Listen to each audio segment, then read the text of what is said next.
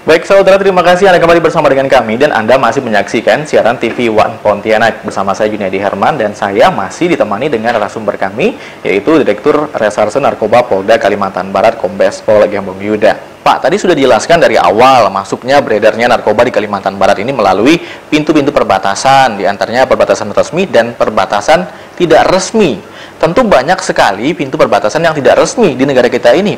Nah, untuk lebih detail bagaimana anggota Anda dalam menjaga pintu perbatasan yang tidak resmi tersebut, Pak? Jadi dalam mengantisipasi banyaknya pintu tikus yang menuju wilayah Kalimantan Barat, kami melakukan kegiatan yang bersifat selektif prioritas dengan didukung data yang sudah kita miliki atas pengungkapan kasus-kasus yang terdahulu. Dan mayoritas para penyelundup ini melakukan kegiatannya menyamarkan atau bersamaan dengan memasukkan barang-barang kebutuhan pokok seperti beras, gula, dan makanan lainnya, sehingga kita bisa memetakan bahwa jalur-jalur yang sering dipakai itu adalah jalur yang mempunyai wilayah di mana antara dua negara ada penduduk. Nah, ini yang menjadi concern kita, sehingga upaya-upaya mereka itu terpantau dari kegiatan atau aktivitas dari mereka. Itu yang pertama. Kemudian yang kedua, kami juga melibatkan para Babin Kamtibmas dan bekerja sama dengan TNI, terutama dengan Babinsa, untuk melakukan profiling orang-orang yang mulai mempunyai fitur atau profil yang tidak sesuai dengan kehidupannya sehari-hari.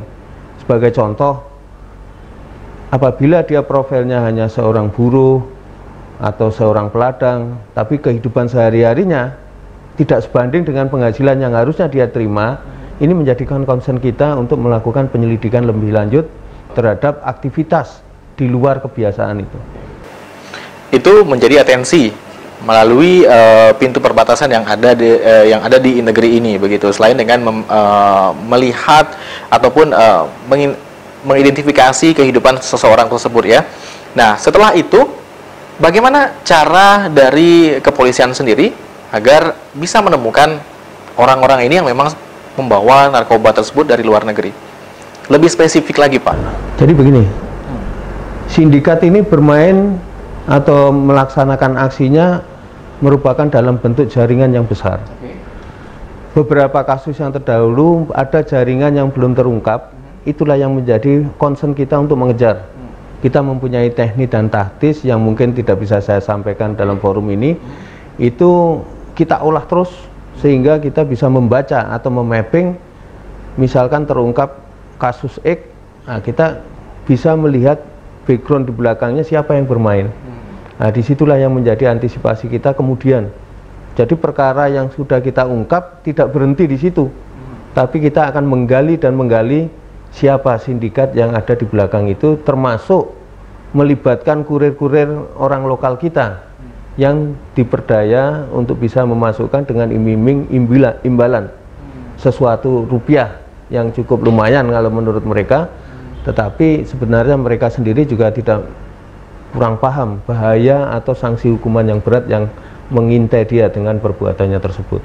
Dari kasus-kasus yang sudah terlacak, yang sudah tertangkap begitu, mayoritas kurir ini kehidupannya seperti apa sih, Pak? Jadi kalau kurir yang berbatasan langsung dengan wilayah, kebanyakan dijanjikan upah, memasukkan 1 kilo itu antara 5 sampai 10 juta upahnya.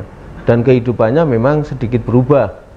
Yang semula kita lihat dengan profil hanya petani atau buruh, dengan dia sudah mulai terlibat di dalam jaringan itu, taraf hidupnya naik. Misalkan dia sudah, yang dulu cuma pakai sepeda motor, sudah bisa mengendarai mobil. Nah, ini menjadi hal-hal yang mencurigakan yang kita dalami terus-menerus. Dari tahun 2018, semenjak Anda menjabat begitu, berapa banyak kasus yang terungkap?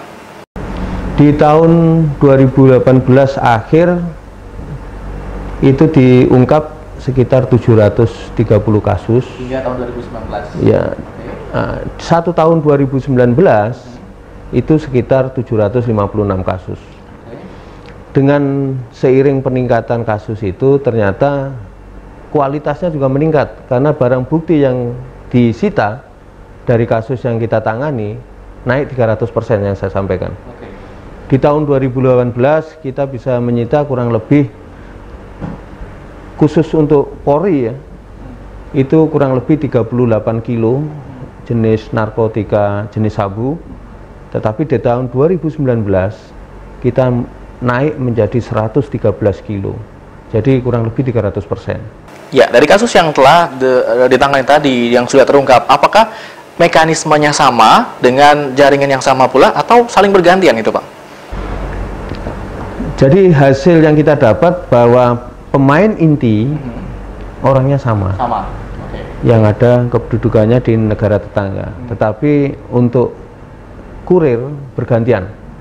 Tetapi jaringan yang bermain hingga sampai ke Pontianak, sampai ke Pulau Jawa dikendalikan dengan orang-orang yang sama. Ini yang beberapa yang sudah bisa kita ungkap sampai ke jaringan lapas, dan kita tidak berhenti meskipun dia sudah statusnya narapidana, tetap kita lakukan proses penyidikan untuk memperberat hukumannya, dan bahkan beberapa yang termonitor dengan hasil aset kekayaan cukup banyak kita terapkan TPPU. Baik, tentunya ada sesuatu yang harus diperbuat oleh instansi kepolisian sendiri untuk memberikan efek jerah terhadap masuk dan beredarnya barang-barang haram ini ke dalam negeri itu. Tentu tidak terlepas dari upaya hukum yang akan dilakukan nanti. Kita akan bahas lagi, Pak, kita jeda satu kalau bersama dengan kami di Apa Kabar Pontianak.